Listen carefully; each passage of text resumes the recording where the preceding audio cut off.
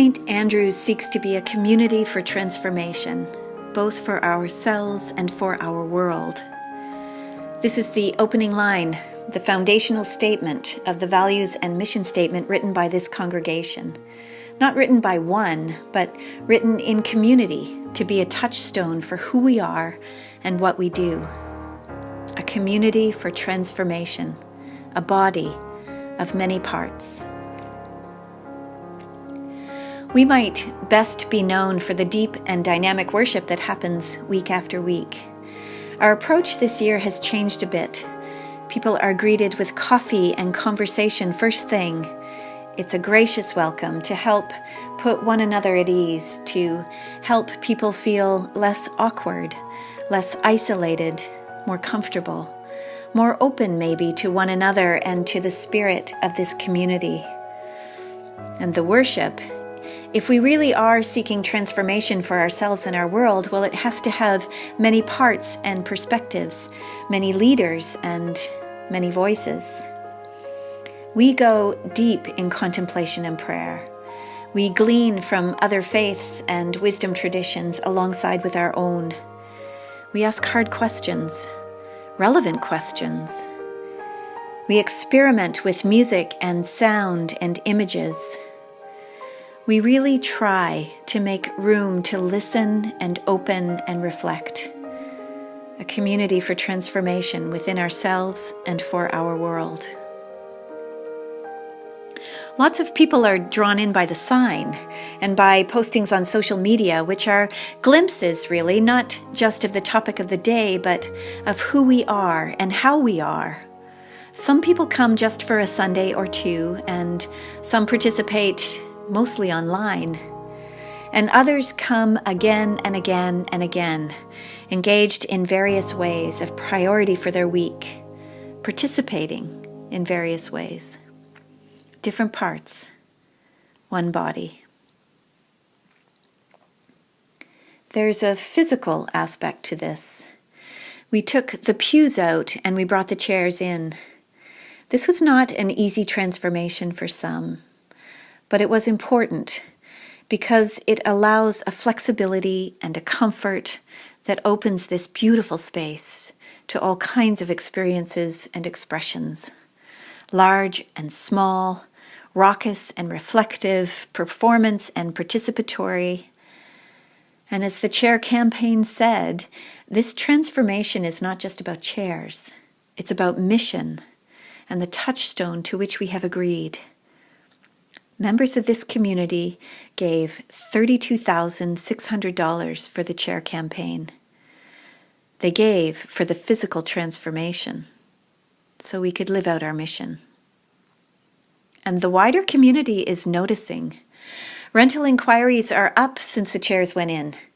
This is important income. It's essential, actually, if we are to thrive. Linda, our office administrator, well, you can't see her here because it's dark, and she's just arriving, as she does every day in the wee hours of the morning, to tackle the demands of running this place and its many parts. Since transforming the sanctuary, her work with rentals has substantially increased.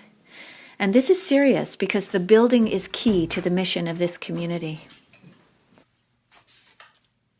Turn up the heat.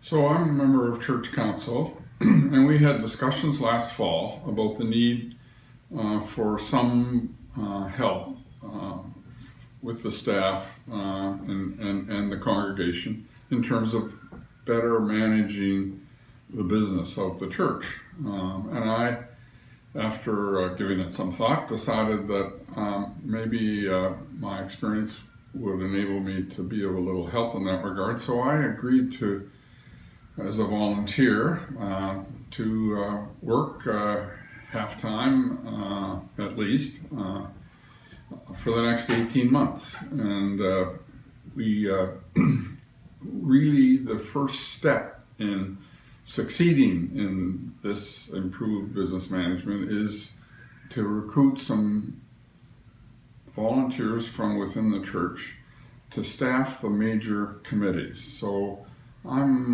going to be calling on everybody to help in that regard. So two of the things that I hope we'll focus on is this building has all kinds of rental capacity, and which can improve the revenue picture of the church considerably if we work hard at it. And the second thing is that we need to have a close look at what we do with the property. There's been talk about student residence and other ideas, and so we've organized a site redevelopment committee that will meet for the first time this week, and that could be an exciting thing for all of us. As a community, we have some decisions to make. Our building is a great asset and a great liability. An engineering assessment has found the tower to be unstable and in need of significant renovation. The roof, that enormous roof, is in need of repair. The Site Development Committee will do its homework and will help us to make decisions and next steps. Meantime, our mission continues. This building is home to lots of activities and undertakings, but two significant ministries have developed over time, and both this year saw change. The Sunday Suppers has, for more than 25 years, offered a free Sunday meal for those in need. Most weeks you'll find 200 people or more in the gym. They come for the food and the warm welcome and the community. The Sunday Suppers organization previously functioned in partnership with St. Andrew's, and this year they became part of the family. Sunday Suppers, its wonderful organizers, volunteers, partners, and dinner guests, are now officially a ministry of St. Andrew's. Perhaps only the paperwork has changed, but our community feels bigger. The Sunday drop-in has also grown. These months, we can see 60 people coming to our door on a Sunday afternoon. They come for a few hours of warmth, welcome, homemade cookies, carrying conversation, a game of cards. This happens week after week, thanks to the commitment of many in the St. Andrew's community.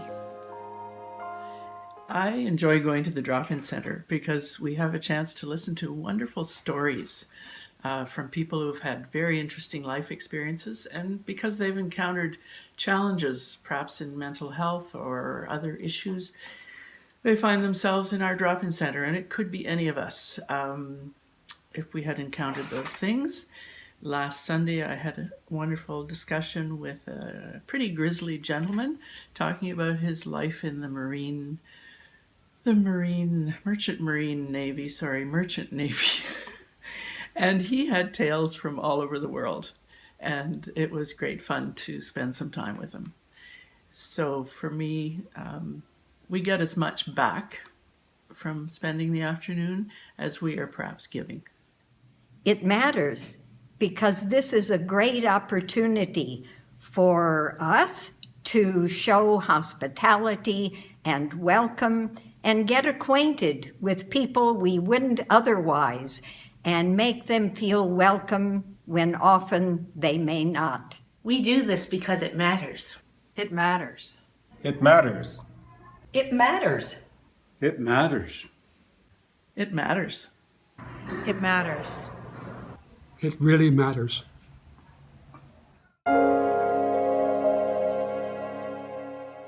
This spirit of commitment goes beyond our doors. Remember the foundational statement, St. Andrew's seeks to be a community for transformation, for ourselves and for our world. Was this ever more evident than in our response to the refugee crisis? Funds were raised and work was done, and in 2016 we welcomed the Almas, our sponsored family. Our commitment was to house and support for a year, but the relationship has continued. Friendship has grown, and now we mutually support and encourage one another. This is the Alma family now. Wissam is a full-time Bachelor of Science student at Dalhousie University. He works hard. Every semester, he's kept at least an A- average. Waid is a busy mom of 3. Zachariah was born here in Halifax. She's learning English in her spare time, although with 3 little ones, there's not much of that. But she is determined. She's a brilliant cook and a gracious host. Aisha is in grade 2, fluent now in English and reading chapter books at a grade 4 level. Balisan just turned 3. She's healthy, in remission from retinal blastoma. Her cancer journey involved a number of caring St. Andrew's folks, and she's great now. Zachariah, the baby, is 9 months old, thriving and adorable. The response of this community to the refugee crisis was sufficient enough that we had funds beyond the requirements of the Alma Salma sponsorship. And as a community, we decided to use those funds in support of some of the refugees left behind. We support the Minyara Mission, which is in northern Lebanon near the Syrian border. More than 300,000 Syrian refugees have settled in this area, one of the poorest in Lebanon. The Presbyterian Church of Minyara operates this mission. It includes a health clinic, offering free basic health and dental care and pharmaceuticals. And it includes a school, free for refugee children. The St. Andrew's community regularly sends funds and occasionally sends visitors. Our Christmas appeal this year raised $6,000 for Minyara.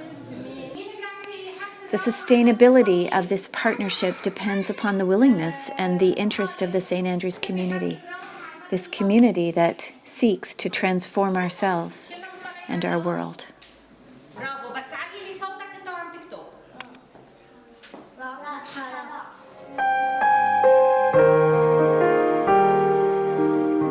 Which brings us to the future, every bit as important as the present.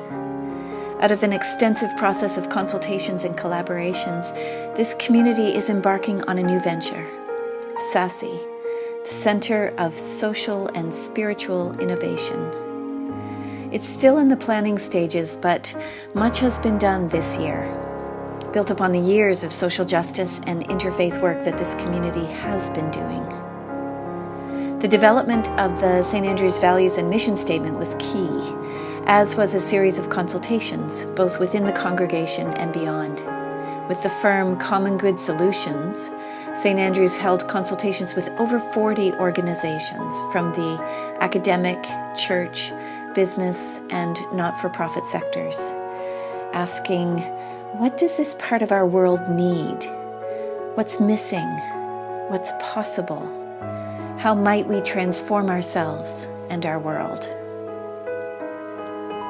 There are 3 core elements to SASSI. Number 1, it will be a hub space for meeting and learning and working, oriented to interfaith and justice. Number 2, it will hold leadership initiative opportunities for collaboration and reflection and dialogue, and also for inner growth. Number 3, it will make space for spiritual practice, Christian and interfaith. A board has been struck with representation of Christian, Buddhist, Muslim, Aboriginal, and African Nova Scotian. The colonial model is being confronted. The notion of faith in community is being stretched. A charter is being drafted. And even in these early stages, we are seeking to be a community that transforms both ourselves and our world.